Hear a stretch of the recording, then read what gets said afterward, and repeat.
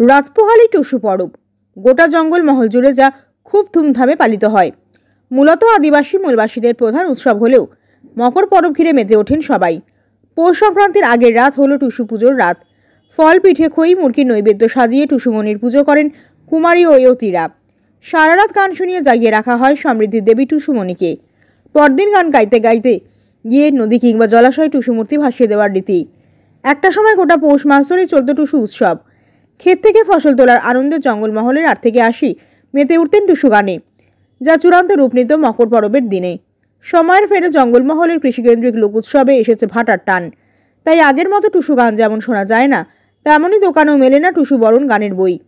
আর এই ভাটার সময় টুসুকে বাঁচিয়ে রাখতে, টুসুকে বর্তমান প্রজন্মের কাছে তুলে ধরতে এগিয়ে এলেন ঝাড়গ্রামের বাণীতীর্থ হাই স্কুলের 2 ইংরেজি শিক্ষক। লিখলেন টুসুর গান।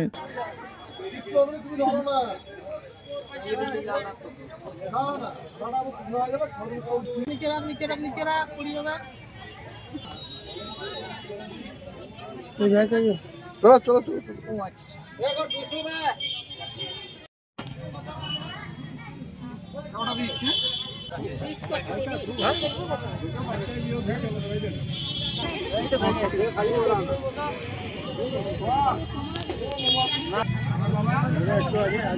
চলে চলে চলে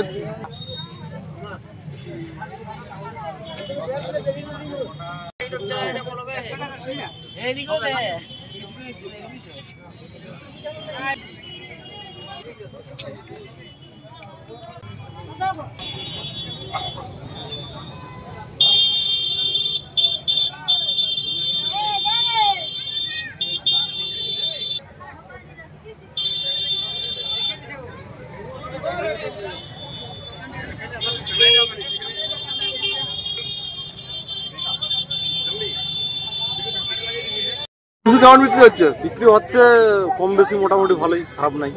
অন্যান্য বারের থেকে ভালো? না না, অন্য বছরের তুলনায় বছর মার্কেট কম। এটা জঙ্গলমহলের পুরনো ঐতিহ্য আমরা জানি, এবং ছোটবেলা থেকে আমরা টুসু পরব দেখে আসছি, মকর পরব দেখে আসছি।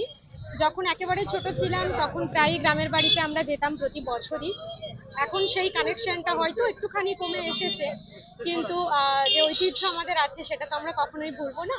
তাই এই মকর পরবকে আমরা প্রতি বছর একদম আনন্দে পালন করব, এবং আমাদের যাতে এই ঐতিহ্য চলতে থাকে, আমাদের সন্তানদেরও আমরা সেটা শেখাবো।